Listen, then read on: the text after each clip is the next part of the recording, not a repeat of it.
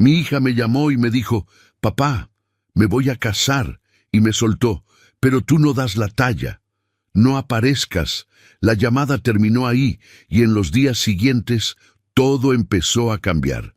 Antes de continuar, suscríbanse al canal y díganos en los comentarios desde dónde nos están escuchando. Me llamo Marcos Salinas, tengo 69 años, y esa llamada me dejó algo claro. Ya no iba a seguir igual. El teléfono quedó en silencio sobre la mesa.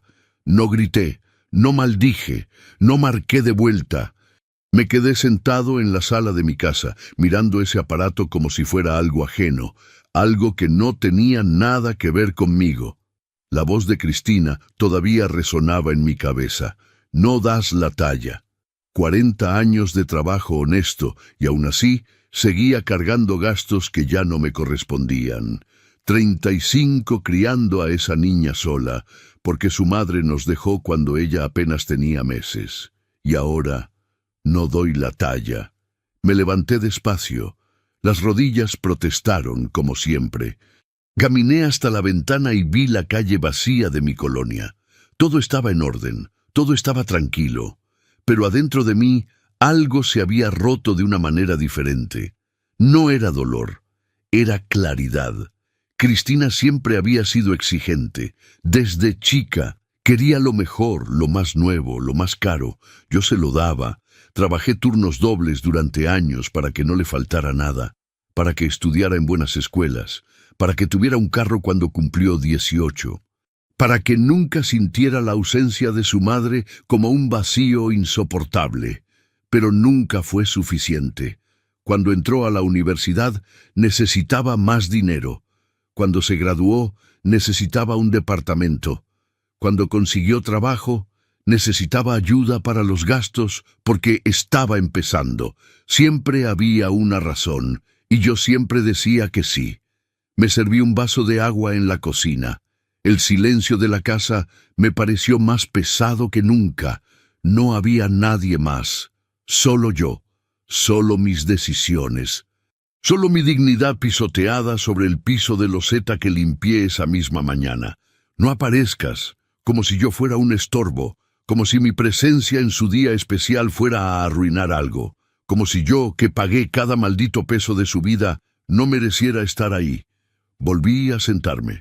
Tomé mi libreta vieja, esa donde anoto gastos desde hace décadas. La abrí. Las páginas estaban llenas de números, cantidades específicas, fechas precisas, transferencias mensuales de 8.500 pesos, pagos del seguro del carro, 3.500 pesos cada 6 meses, renta del departamento que ella ocupaba, 11.000 pesos al mes, directo de mi cuenta. Hice las cuentas rápido. Solo en los últimos 5 años, sin contar todo lo anterior, había invertido alrededor de 1 millón y pico de pesos en mantenerla cómoda. Más de 1 millón. Dinero que salió de mi jubilación, de mis ahorros, de mi propio esfuerzo. Y ahora no daba la talla. Cerré la libreta. Respiré hondo. No iba a llorar. No iba a suplicar. No iba a rogar que reconsiderara, porque algo en esa llamada me dejó más que claro. Para Cristina, yo era solo un recurso, una fuente de dinero, un viejo conveniente que pagaba sin chistar. Miré el reloj. Eran las 7 de la tarde. Afuera, los vecinos empezaban a llegar del trabajo. Escuché risas, portones que se abrían, motores que se apagaban. Vida normal, vida cotidiana, pero mi vida acababa de cambiar. Me quedé ahí, en ese sillón desgastado que compré hace 20 años, pensando, no en lo que había perdido, no en el dolor de ser rechazado por mi propia hija, sino en lo que iba a hacer, porque Cristina cometió un error muy grande, me subestimó. Pensó que yo iba a aceptar ese desprecio con la cabeza agachada. Pensó que iba a seguir siendo el viejo sumiso que siempre fui. Pensó que nada cambiaría entre nosotros solo porque me prohibió ir a su boda. Pero estaba equivocada. Agarré mi celular, abrí mis contactos. Busqué el número de mi abogado, un viejo amigo de toda la vida. No marqué todavía. Primero necesitaba estar completamente seguro. Luego revisé mis documentos. Los papeles del carro estaban guardados en mi escritorio. A mi nombre. Siempre a mi nombre. Cristina lo usaba como si fuera suyo, pero legalmente ese vehículo me pertenecía. Después revisé los contratos de renta. El departamento donde ella vivía estaba bajo mi responsabilidad. Yo firmaba, yo pagaba. Ella solo habitaba. Y finalmente revisé mis cuentas bancarias. Cada mes, de forma automática, salían transferencias hacia ella. 8.500 pesos que nunca me agradeció, que asumía como algo natural, como algo que me correspondía darle solo por ser su padre. Guardé todo de vuelta. Cerré los cajones, apagué la luz del escritorio. Esa noche no dormí bien, pero no fue por tristeza, fue por decisión. Ella pensó que aquello no tendría consecuencia. La mañana siguiente desperté con una certeza que no tenía desde hacía años. Me levanté a las 6, como siempre. Preparé café en la vieja cafetera que compré cuando Cristina todavía usaba pañales. El olor amargo llenó la cocina y me devolvió a todos esos amaneceres en los que salía a trabajar antes de que ella despertara. Años de sacrificio, años de entregarle todo sin pedir nada a cambio. Me senté con mi taza humeante y saqué otra vez la libreta. Pero esta vez no solo miré los números recientes, fui más atrás, mucho más atrás. El primer registro grande era de hace 17 años. 22.000 pesos para la inscripción de la universidad privada. Cristina quería estudiar administración en una escuela cara, con instalaciones modernas y maestros extranjeros. Todos mis amigos van ahí, papá, me dijo. Y yo pagué. Luego vinieron los gastos mensuales. 5.000 pesos de colegiatura durante 4 años. 240.000 pesos en total.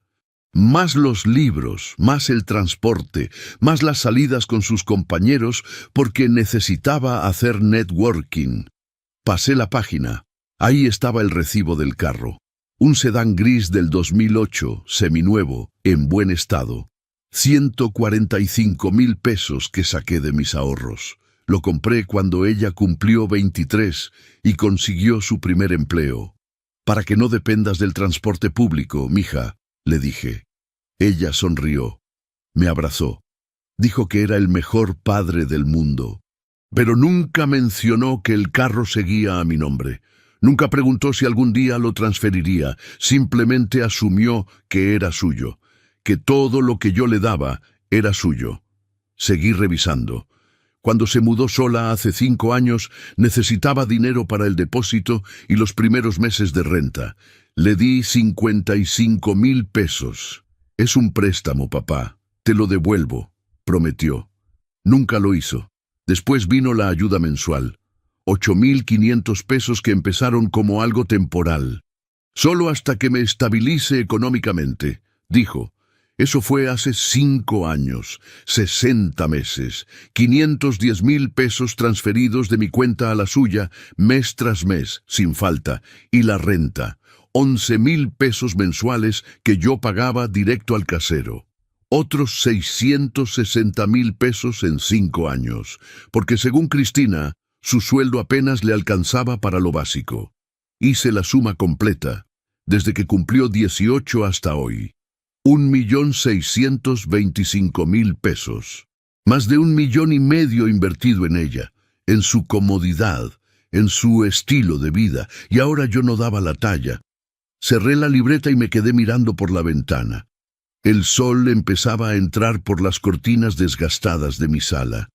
Afuera, un vecino lavaba su carro. El agua corría por el pavimento y brillaba bajo la luz matutina. Todo parecía tan normal, tan ordinario. Pero nada era normal ya. Me di cuenta de algo que debí entender hace años. Cristina nunca aprendió a ser independiente, porque yo nunca se lo permití. Cada vez que tenía un problema, yo aparecía con dinero. Cada vez que necesitaba algo, yo lo resolvía. Le construí una vida cómoda sobre mi espalda, y ella la aceptó como si fuera un derecho, no un privilegio. La dependencia se volvió invisible, tan natural como respirar. Ella pedía, yo daba. Así funcionábamos. Pero había un detalle que Cristina olvidó, o quizá nunca supo. O tal vez simplemente nunca le importó. Todo estaba a mi nombre. El carro que manejaba todos los días para ir al trabajo, mío. La renta del departamento donde vivía, pagada por mí, bajo mi responsabilidad legal. Las transferencias mensuales salían de mi cuenta bancaria, de mi jubilación, de mi dinero. Ella no era dueña de nada, solo usuaria, y cuando eres usuario, no tienes poder real, solo tienes acceso que alguien más te permite. Tomé mi celular, entré a la aplicación del banco. Vi la transferencia automática programada para el día 5 de cada mes. 8,500 pesos, lista para ejecutarse en 3 días. No la cancelé todavía. Primero quería pensar bien cada paso. Me levanté y caminé hasta mi pequeño estudio. Abrí el archivero donde guardo todos mis documentos importantes. La factura y los papeles del carro estaban en una carpeta manila, intactos, con mi firma y mi nombre impreso en letras claras. Marcos Salinas. Al lado estaba el contrato de arrendamiento del departamento de Cristina, mi nombre como responsable, mi firma al final, mi obligación legal de pagar cada mes. Y más abajo, los comprobantes de transferencia, años de ellos, cientos de papeles que mostraban la misma historia. Yo dando, ella recibiendo. Guardé todo con cuidado. Cerré el cajón con llave. Cristina vivía en una ilusión. Pensaba que era independiente, que tenía su vida resuelta, que era una mujer exitosa y autosuficiente. Pero la verdad era otra. Su independencia era una mentira sostenida por mi dinero. Su éxito era posible porque yo pagaba sus cuentas. Su vida cómoda existía porque yo la financiaba. Y lo más importante, yo podía terminar con todo eso en cualquier momento. Me serví otro café. Las manos me temblaban ligeramente, no por miedo, sino por la adrenalina de entender mi propio poder. Durante décadas me vi como el padre sacrificado, el que siempre daba sin esperar nada, el que se conformaba con ser necesario, pero ser necesario no es lo mismo que ser valorado. Y Cristina me dejó claro que yo no tenía valor, solo utilidad. Miré el reloj. Eran las 9 de la mañana. En algún lugar de la ciudad, mi hija estaba en su trabajo, sentada en su escritorio, usando la computadora que yo ayudé a pagar, tomando café comprado con dinero que yo le transferí, planeando una boda a la que yo no estaba invitado, y no tenía idea de lo que estaba por venir, porque todo lo que ella usaba, todo lo que daba por sentado, todo lo que asumía como suyo, nunca fue realmente de ella. El martes por la mañana agarré mis llaves y salí de casa con un propósito claro. No llamé antes, no avisé, no busqué el momento adecuado. Simplemente subí a mi vieja camioneta y manejé hacia el estacionamiento de la empresa donde Cristina trabajaba. Conocía bien ese lugar. Lo había visitado varias veces cuando ella necesitaba que le llevara documentos o dinero urgente. Llegué a las 10:30. El estacionamiento estaba lleno de carros relucientes. Ejecutivos jóvenes entraban y salían con portafolios bajo el brazo y teléfonos pegados a la oreja. El mundo corporativo que Cristina tanto presumía. Vi el sedán en su lugar habitual, gris metálico, impecable. Ella lo cuidaba bien, eso no podía negarlo. El cofre brillaba bajo el sol de la mañana como si acabara de salir de la agencia. Me estacioné a un lado. Saqué el duplicado de la llave que siempre guardé, porque los papeles estaban a mi nombre. Respiré hondo. Este era el primer paso, el más visible, el que no tendría vuelta atrás. Me bajé de mi camioneta y caminé hasta el sedán. Metí la llave en la puerta. Abrí. El olor a perfume de Cristina todavía flotaba en el interior. Había un suéter en el asiento trasero y papeles de trabajo en el portavasos. Su vida dentro de ese metal y plástico que yo pagué. Me senté al volante. Arranqué el motor. El sonido familiar me trajo recuerdos de cuando lo compré, de cuando se lo entregué con un moño rojo, de cuando ella saltó de emoción y prometió cuidarlo siempre, pero nunca prometió respetarme. Salí del estacionamiento despacio. Nadie me detuvo. Nadie preguntó nada. Era un hombre mayor en un carro que legalmente le pertenecía. No había crimen. No había robo. El vehículo estaba a mi nombre. Solo un dueño reclamando lo que era suyo. Manejé de regreso a casa. El tráfico estaba pesado a esa hora. Me dio tiempo de pensar en lo que vendría después. Cristina terminaría su jornada laboral a las 6 de la tarde. Bajaría al estacionamiento. Buscaría su carro. Y no lo encontraría. Llegué a mi colonia cerca del mediodía. Estacioné el sedán en la entrada de mi casa justo donde todos pudieran verlo. No lo escondí, no lo guardé en algún lugar secreto. Quería que estuviera ahí, visible, como un recordatorio permanente de que las cosas habían cambiado. Entré a casa y fui directo a mi computadora. Abrí la página del banco. Localicé la transferencia automática programada para pasado mañana, 8,500 pesos que saldrían de mi cuenta hacia la de Cristina, como venía sucediendo desde hacía 60 meses. Moví el cursor sobre el botón de cancelar. Verifiqué 2 veces los datos. Mi dedo tembló apenas un segundo sobre el mouse. Luego hice clic. ¿Está seguro de cancelar esta transferencia recurrente?, preguntó el sistema. Sí, estaba seguro. Confirmé la cancelación. La pantalla mostró un mensaje verde. Transferencia automática cancelada exitosamente. 60 meses de apoyo económico terminados en 2 clics. Pero no me detuve ahí. Abrí mis contactos guardados y encontré el número del casero del departamento de Cristina. Era un señor mayor como yo, un hombre de palabra que siempre había sido justo conmigo. Marqué. Contestó al tercer timbre. «Don Marcos, qué sorpresa. ¿Cómo está?» «Bien, mire, le llamo para informarle algo importante». «Dígame». «A partir del próximo mes ya no voy a pagar la renta del departamento de mi hija. Ella tendrá que hacerse responsable directamente con usted». Hubo un silencio breve del otro lado. ¿Hay algún problema? Ninguno con usted.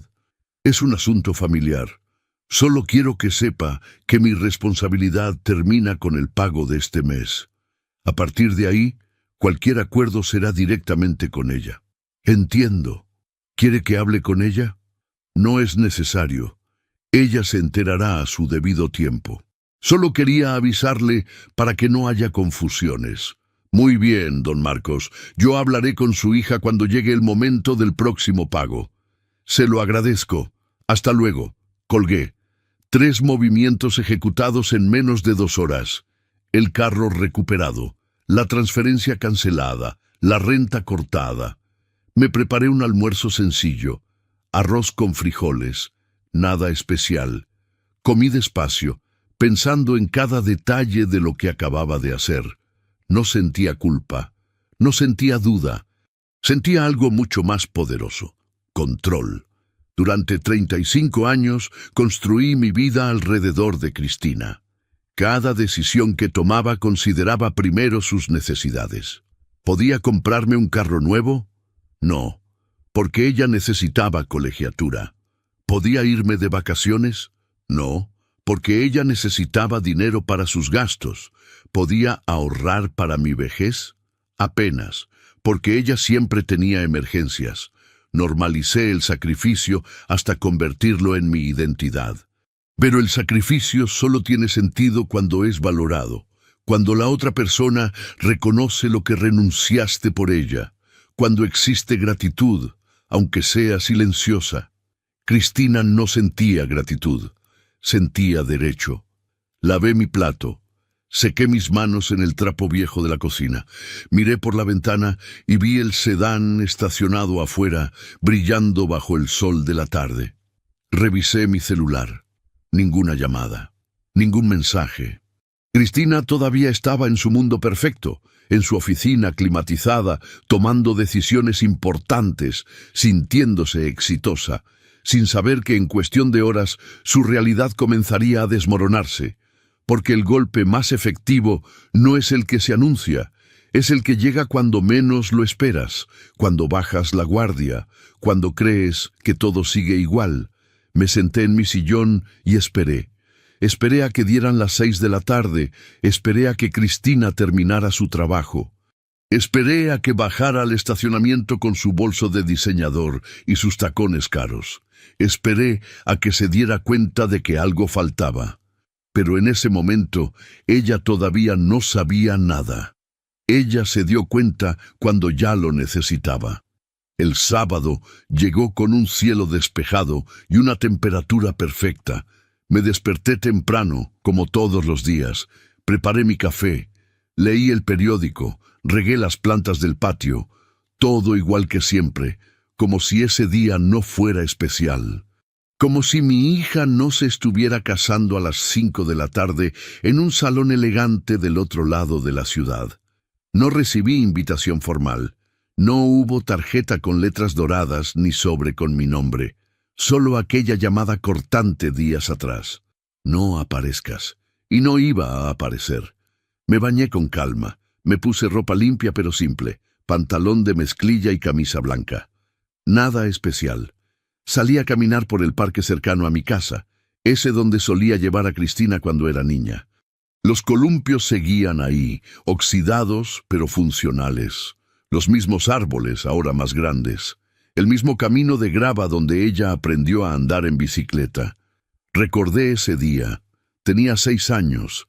Se cayó 3 veces antes de lograr mantener el equilibrio. Lloró en la segunda caída. Quiso rendirse, pero yo la animé. Una vez más, mija, tú puedes. Y lo logró. Pedaleó sola por primera vez mientras yo corría detrás, orgulloso, asegurándome de que no perdiera el control.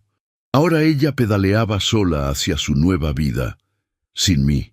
Volví a casa cerca de las 3 de la tarde. Me serví un vaso de agua fría. Me senté en el sillón y encendí la televisión. Había un partido de fútbol.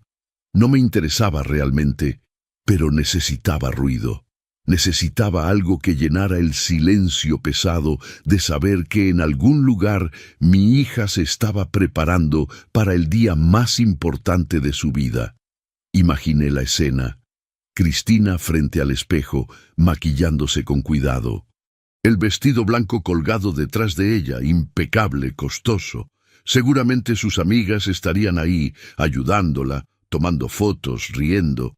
La típica preparación de novia que aparece en las películas. ¿Alguien preguntaría por mí?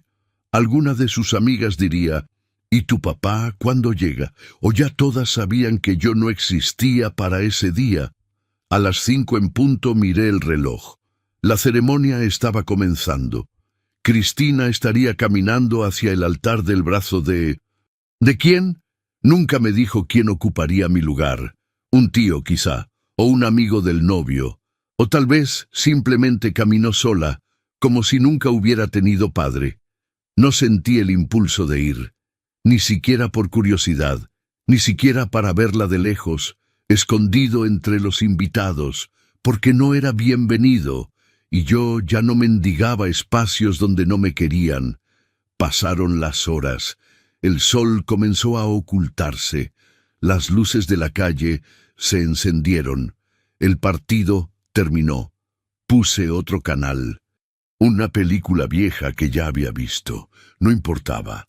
A las 8 de la noche imaginé que la fiesta estaba en su mejor momento. La música sonando, los invitados bailando, Cristina sonriendo en el centro de la pista, con su vestido blanco girando bajo las luces de colores. El novio a su lado, los brindis, las felicitaciones, el pastel, las fotos, todo perfecto, todo como ella lo planeó, sin mí. Y mientras ella celebraba rodeada de gente, yo estaba sentado en mi casa tranquila, viendo televisión, sabiendo algo que ella todavía no sabía, que el piso bajo sus pies ya no era sólido, que la base económica que sostenía su estilo de vida acababa de ser retirada, que el carro con el que llegó al salón de fiestas ya no estaba disponible para ella, que el próximo 5 del mes no habría transferencia de 8.500 pesos, que el próximo 1 del mes el casero le cobraría 11.000 pesos de renta directamente a ella. Pero en ese momento, rodeada de felicidad y champán, Cristina no pensaba en nada de eso. Estaba sumergida en su día perfecto, en su boda soñada, en su nueva vida junto al hombre que eligió. Me acosté a las 11 de la noche. Apagué la luz. Cerré los ojos. Afuera se escuchaban los grillos y el sonido lejano de algún carro pasando. Pensé en Cristina durmiendo esa noche en algún hotel elegante, feliz, satisfecha, sintiendo que todo había salido bien, que había logrado su boda perfecta, que nada había salido mal por mi ausencia. Pensé en cómo despertaría mañana, todavía en esa nube de recién casada, planeando su luna de miel, revisando las fotos, leyendo los mensajes de felicitación. Y pensé en cómo, poco a poco, la realidad comenzaría a filtrarse.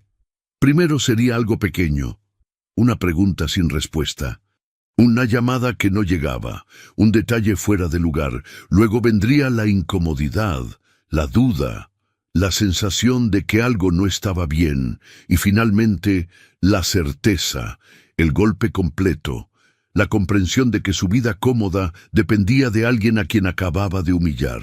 Pero esa noche todavía no. Esa noche ella bailó, rió, celebró, posó para fotos con su vestido blanco, cortó el pastel, brindó con champán, agradeció a los invitados por acompañarla en su día especial. Y mientras tanto, a kilómetros de distancia, yo dormía tranquilo, porque había tomado una decisión firme, una decisión que no necesitaba gritos ni violencia. Solo claridad, solo dignidad, solo el coraje de decir basta, y esa decisión, en silencio, ya estaba cambiando todo. El jueves siguiente por la mañana sonó mi teléfono a las 7:15. Yo estaba desayunando tranquilo cuando vi el nombre de Cristina en la pantalla. Cristina recién llegada de una luna de miel corta, todavía con ese brillo de recién casada. Era la primera vez que intentaba comunicarse conmigo desde aquella llamada. Dejé que sonara. 1 vez, 2 veces, 3 veces, hasta que se cortó. 10 segundos después volvió a sonar. Tomé un sorbo de café. Dejé que siguiera sonando. Mensaje de texto. Papá, necesito hablar contigo. Es urgente. No respondí. Terminé mi desayuno con calma. Lavé el plato. Sequé mis manos. Y solo entonces abrí los mensajes que habían seguido llegando. ¿Dónde está mi carro? Papá, mi carro no está en el estacionamiento. ¿Lo moviste? ¿Por qué no me avisaste? Necesito ir al trabajo. Responde. Sonreí apenas. Había comenzado. Imaginé la escena. Cristina bajando al estacionamiento de su edificio para ir al trabajo, buscando el sedán gris entre los demás carros, caminando de un lado a otro confundida, revisando si se había equivocado de lugar, sacando el celular para llamarme, con esa mezcla de irritación y pánico que solo aparece cuando algo sale de tu control. Otro mensaje. Papá, esto no es gracioso. ¿Dónde está el carro? Dejé pasar 1 hora. Luego 2. Finalmente, a las 10 de la mañana, le respondí con un mensaje simple. El carro está en mi casa. Es mío. Siempre lo fue. La respuesta llegó en segundos. ¿Qué? ¿Por qué hiciste eso? No contesté más. Apagué el celular y salí a caminar por el vecindario. Necesitaba aire fresco. Necesitaba procesar el pequeño triunfo de ese primer impacto. Cuando regresé 2 horas después y encendí el teléfono, había 14 llamadas perdidas y 20 mensajes. No los leí todos, solo los primeros. Papá, no puedes hacer esto. Ese carro lo uso para trabajar. Me lo regalaste hace años. No entiendo por qué actúas así. Y luego el tono cambió. ¿Es por la boda? ¿Estás enojado porque no fuiste? Podemos hablar. Llámame. Pero no llamé, porque esto no era una negociación. No era algo que pudiera arreglarse con una conversación incómoda y promesas vacías.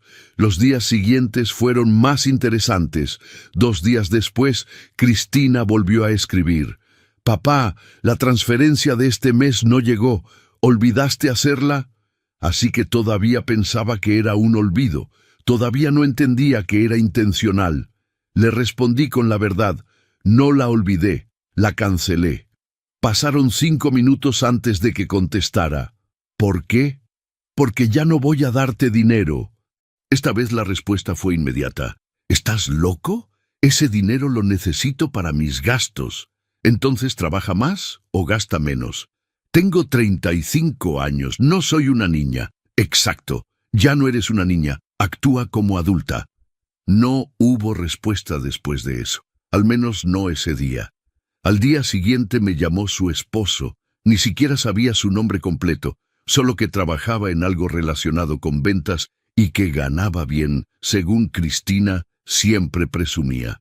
Don Marcos, buenas tardes. Soy Luis, el esposo de Cristina. Buenas tardes. Mire, le llamo porque Cristina está muy afectada por esta situación. Creo que hubo un malentendido y podemos resolverlo hablando. No hay malentendido. Todo está muy claro. Pero, don Marcos, ella necesita el carro para transportarse. Y la ayuda económica... Bueno, nosotros estamos empezando nuestra vida juntos, y ese apoyo era importante. ¿Ustedes están empezando su vida juntos? Perfecto. Entonces, que la empiecen con sus propios recursos, no con los míos. Don Marcos, con todo respeto, joven, mi hija me dejó muy claro que yo no doy la talla para estar en su vida. Así que estoy respetando su decisión. No estoy en su vida, y mi dinero tampoco. Hubo un silencio incómodo. No creo que ella quisiera decir eso de esa manera. Pero lo dijo, y yo lo escuché, y ahora estoy actuando en consecuencia. Que tengan buena tarde. Colgué antes de que pudiera seguir hablando. 2 semanas después, el casero me llamó a media mañana. Don Marcos, disculpe que lo moleste. Su hija está teniendo problemas con el pago del próximo mes. Ya hablé con ella y... parece sorprendida. Dice que no sabía que usted ya no iba a pagar. Así es, yo le avisé con anticipación. Sí, solo quería confirmar. Ella me dijo que necesita unos días para organizarse. Eso ya es entre usted y ella. Yo cumplí con el pago de este mes. Lo demás no me corresponde. Entendido. Gracias por avisar con tiempo. Colgamos. Y supe que en ese momento Cristina estaba empezando a entender la magnitud de lo que estaba pasando. Esa tarde mi teléfono sonó con una llamada de ella. Esta vez sí contesté. ¿Papá? Su voz sonaba diferente. Ya no era exigente, era pequeña, asustada. Dime, el casero me dice que ya no vas a pagar la renta. Así es. Pero papá, esos son 11,000 pesos al mes.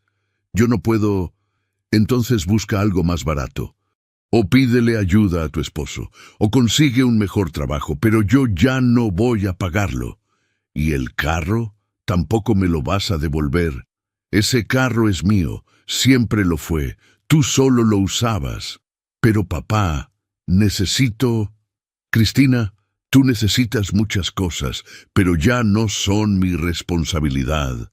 No entiendo por qué haces esto. Sí, lo entiendes, simplemente no te gusta. Es por la boda, ¿verdad?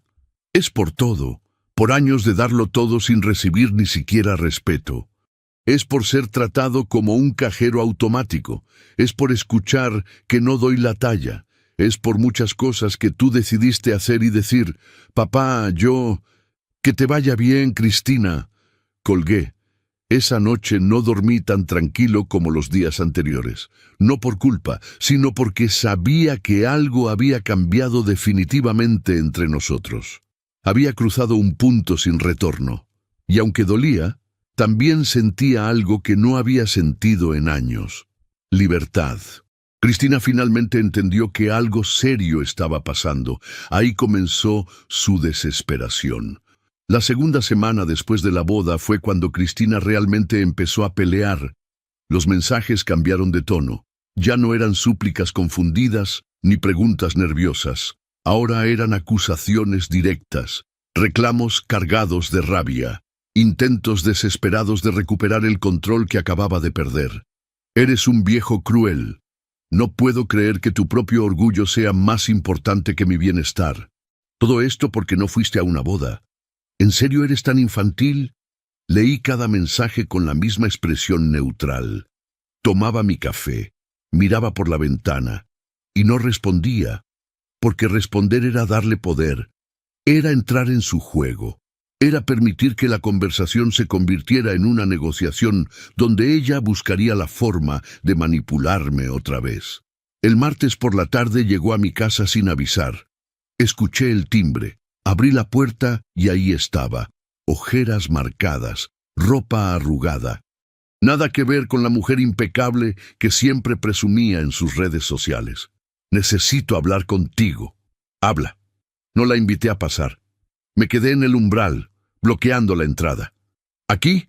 ¿No me vas a dejar entrar? Di lo que tengas que decir, Cristina. Apretó los labios, respiró hondo y empezó. Papá, esto se está saliendo de control. Devuélveme el carro. Es lo único que te pido. No. ¿Cómo que no? Necesito transportarme. Luis no puede llevarme todos los días.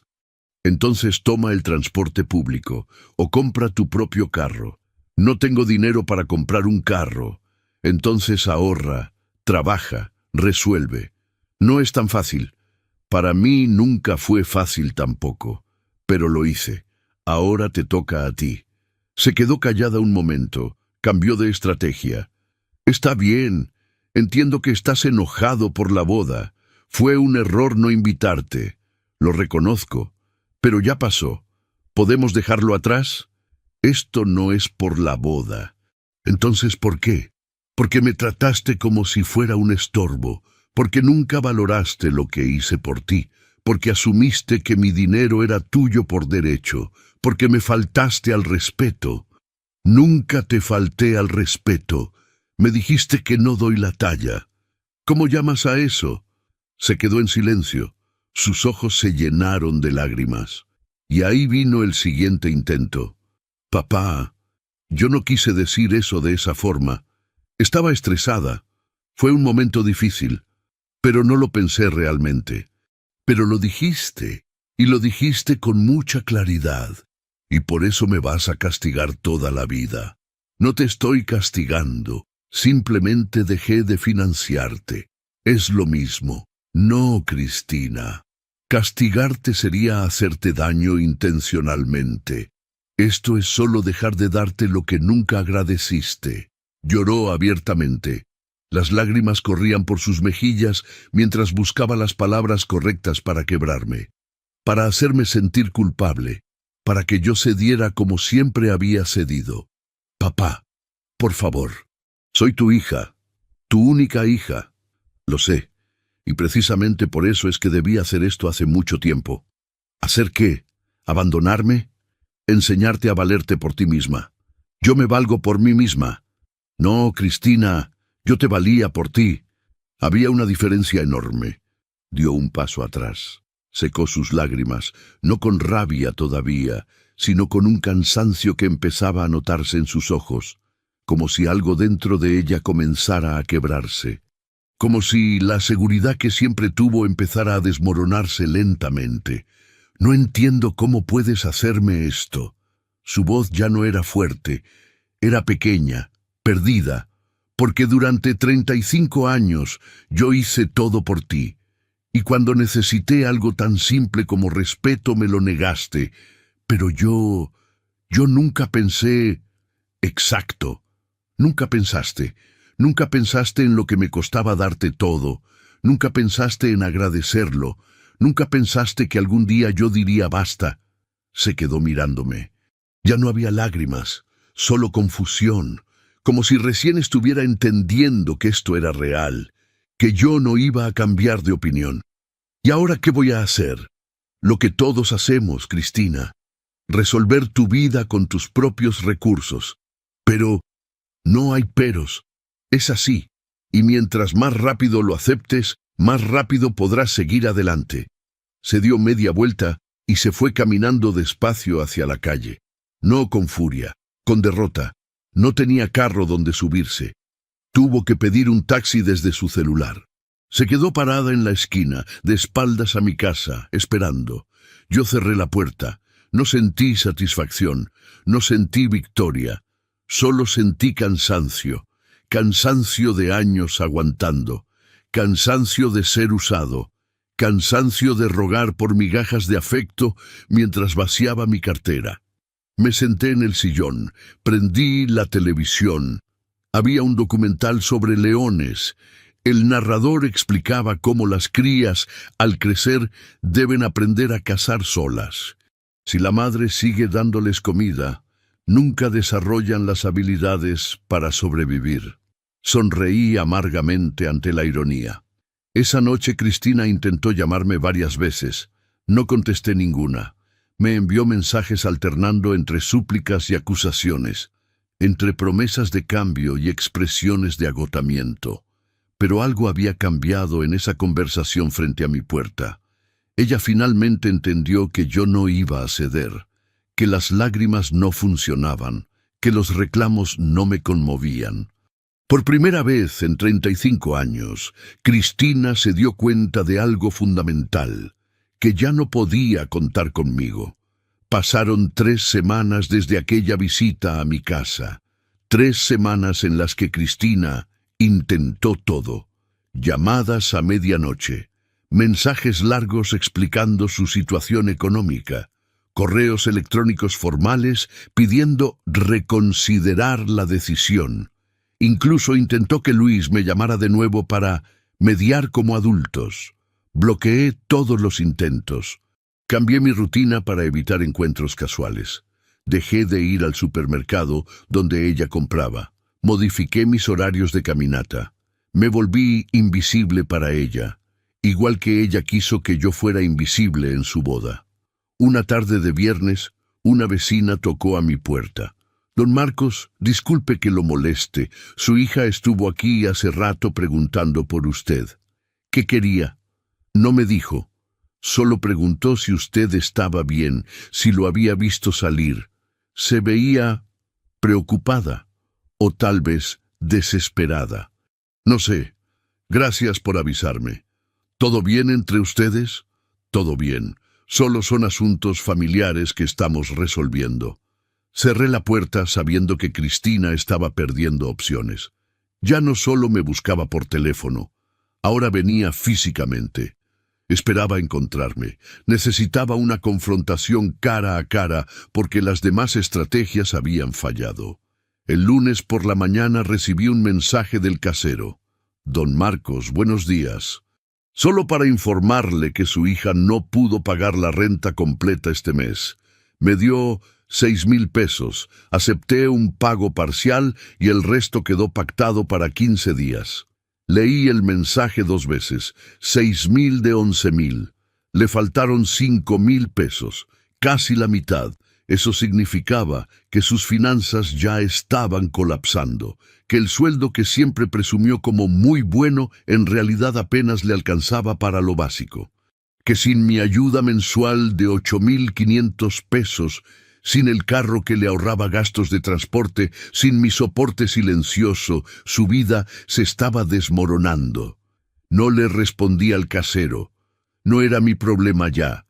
Esa semana me enteré por otro vecino que Cristina había puesto un anuncio en redes sociales vendiendo ropa y zapatos de marca.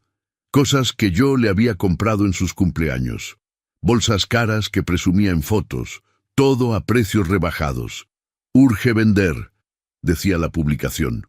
La imagen de mi hija, la que siempre se vestía impecable, la que criticaba a otros por usar ropa corriente, ahora rematando sus pertenencias para pagar cuentas básicas. El martes llegó una carta certificada a mi casa. Era de un abogado. Seguramente uno de esos que ofrecen consulta inicial gratuita. La abrí con calma mientras tomaba café. Estimado señor Marcos Salinas, por medio de la presente, actuando en representación de nuestra cliente, la señorita Cristina Salinas, le solicitamos de la manera más atenta. Leí toda la carta. Era un intento legal de presionarme para que devolviera el carro y restableciera el apoyo económico. Argumentaban dependencia económica, acuerdos verbales implícitos y responsabilidad moral como padre. Sonreí. Un intento desesperado con argumentos débiles. Al día siguiente contraté a mi abogado, un viejo amigo. Le mostré todos mis documentos, los papeles del carro a mi nombre, los contratos de renta donde yo era el responsable, los comprobantes de transferencia que demostraban que el dinero salía de mi cuenta voluntariamente, sin obligación legal. Marcos, esto está más claro que el agua. No hay nada que ella pueda hacer legalmente. El carro es tuyo. Las transferencias eran voluntarias. No hay contrato que te obligue a seguir dándole dinero. Es tu hija, sí, pero es mayor de edad y no depende legalmente de ti. Y si insiste, que insista. Solo va a gastar dinero en honorarios que le van a decir lo mismo. No tiene caso. Mi abogado redactó una respuesta formal y contundente. La envió al abogado que representaba a Cristina. Básicamente decía: mi cliente no tiene obligación legal alguna. Caso cerrado. 3 días después, Cristina apareció frente a mi casa al anochecer. No tocó el timbre. Se quedó parada afuera bajo el poste de luz, mirando hacia mi ventana. Yo la vi desde adentro. Su postura era diferente. Ya no había furia, solo derrota. Se quedó ahí 20 minutos, inmóvil, como esperando que yo saliera, como rogando silenciosamente que abriera la puerta. No lo hice. Finalmente se fue caminando despacio, arrastrando los pies, con los hombros caídos. Esa imagen me dolió. No voy a mentir. Ver a mi hija destrozada, vencida, sin recursos. Pero el dolor no cambió mi decisión. Porque detrás de esa imagen había 35 años de darle todo. Y solo había recibido desprecio a cambio. La semana siguiente me enteré por una vecina que Cristina y Luis se habían mudado a un departamento más pequeño y más lejos. También supe que Cristina había pedido un préstamo en su trabajo, 5,000 pesos que tendría que pagar en 12 meses con intereses, todo para cubrir gastos básicos que antes yo pagaba sin que ella se diera cuenta. Su vida perfecta, construida sobre mi dinero, se había derrumbado en menos de un mes. Y lo peor de todo era que ella finalmente lo entendió. Entendió que no había negociación posible. Entendió que yo no iba a cambiar de opinión. Entendió que los ruegos, las amenazas, los abogados, las visitas nocturnas, nada de eso funcionaría. Porque la decisión ya estaba tomada. El corte era definitivo. No había vuelta atrás. Y por primera vez en su vida, Cristina tendría que enfrentar las consecuencias reales de sus decisiones. Tendría que aprender a vivir sin la red de seguridad que siempre dio por sentado. Tendría que entender el valor real del dinero, del esfuerzo, del sacrificio. Me senté en mi sillón esa noche mirando el techo. No sentí victoria. No sentí alegría por su sufrimiento. Solo sentí el peso de una decisión necesaria. Una decisión que debí tomar años atrás, pero que finalmente tuve el valor de ejecutar. Y esta vez no había forma de echarme para atrás. Han pasado 6 meses desde aquella llamada. 6 meses desde que escuché las palabras «no das la talla». 6 meses desde que tomé la decisión que cambió todo entre mi hija y yo. La vida siguió, como siempre sigue. Me despierto cada mañana a las 6. Preparo mi café en la misma cafetera vieja. Salgo a caminar por el parque. Visito a mis amigos los miércoles. Voy al mercado los sábados. Todo igual, todo diferente. El sedán sigue estacionado frente a mi casa. Lo uso ocasionalmente para hacer mandados. A veces pienso en venderlo, pero no lo hago. No porque quiera conservarlo como trofeo, sino porque es mío. Siempre lo fue. Y ahora simplemente lo uso como lo que es, un carro que me pertenece. Cristina dejó de llamar hace 3 meses. Los mensajes también se detuvieron. Las visitas nocturnas, las cartas de abogados, los intentos desesperados de negociación, todo terminó. Simplemente se rindió, o tal vez entendió, o quizá solo aceptó la realidad. No lo sé, y honestamente, ya no me importa saberlo. Algunas vecinas me cuentan cosas de vez en cuando, que Cristina y Luis siguen en el departamento pequeño, que ella consiguió un segundo trabajo los fines de semana para complementar ingresos, que vendió más cosas, que aprendió a cocinar en casa en lugar de pedir comida por aplicaciones. Escucho todo con la misma expresión neutral. Asiento. Agradezco la información. Y sigo con mi día, porque lo que le pase a Cristina ahora es resultado de sus propias decisiones. Yo solo dejé de sostenerla, el resto lo hizo ella. Una tarde, mi abogado vino a visitarme. Tomamos café en mi pequeña sala. ¿Cómo te sientes con todo esto, Marcos? Tranquilo. ¿No extrañas a tu hija? Extraño a la niña que creí que era. No extraño a la mujer que resultó ser. Es duro lo que dices. Es honesto. Pasé 35 años construyendo una relación donde yo daba todo y ella tomaba todo. Y cuando finalmente necesité algo tan simple como respeto, me lo negó. Y si algún día ella quiere hablar, reconciliarse, entonces hablamos. Pero no voy a buscarla, no voy a rogar, no voy a hacer el primer movimiento. Si ella decide acercarse, que sea porque realmente entiende lo que pasó, no porque necesita dinero otra vez. Asintió en silencio. Me entendía. Él también era padre. También había dado mucho por sus hijos. La diferencia es que los suyos lo valoraban. Las tardes se han vuelto más tranquilas. Leo más, veo documentales, platico con mis vecinos. Gasté parte de mis ahorros en arreglar cosas de mi casa que llevaba años postergando. Cambié el refrigerador viejo, reparé el techo, compré un sillón nuevo.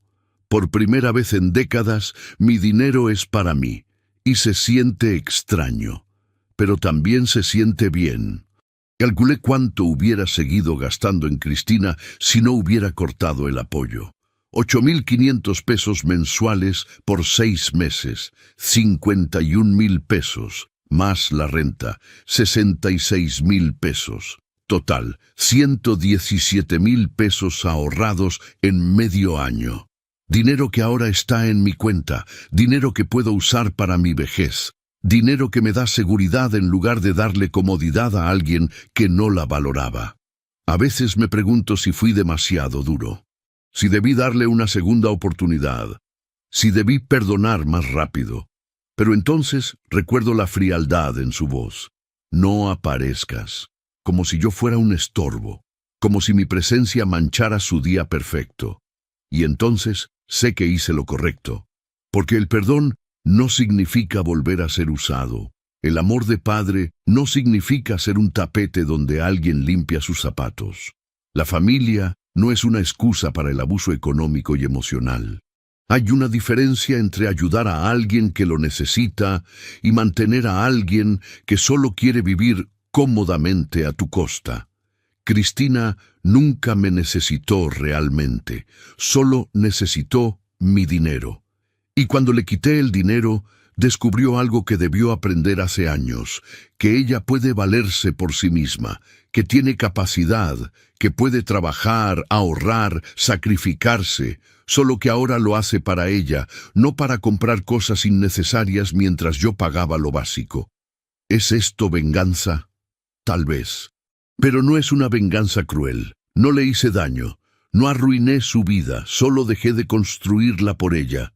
¿Es esto justicia? Más bien es consecuencia. Ella decidió excluirme de su vida cuando le convenía. Yo decidí excluir mi dinero de la suya cuando me convino. ¿Es esto correcto? Esa es la pregunta que cada quien debe responder según sus propios valores. Yo solo sé que aprendí algo fundamental. Que dar sin límites no te hace buen padre, te hace padre conveniente. Y que enseñar a alguien a depender de ti no es amor, es control disfrazado de generosidad. Cristina tenía que aprender a volar sola, y yo tenía que aprender a soltar. Lo hicimos de la peor manera posible, con dolor, con resentimiento, con palabras que no se pueden borrar, pero lo hicimos. Y ahora sentado en mi sillón nuevo, viendo el atardecer por la ventana, tomando café en mi casa arreglada, conduciendo mi propio carro cuando necesito salir, administrando mis propios ahorros, me siento libre, libre de la obligación invisible que cargué durante décadas, libre de la culpa que sentía cada vez que pensaba en decir que no, libre del miedo a perder el amor de mi hija, porque ahora entiendo que ese amor estaba condicionado a mi utilidad. Cristina me sacó de su boda porque no daba la talla. Yo la saqué de mi cuenta bancaria porque ella nunca dio las gracias. Ella me quitó del día más importante de su vida.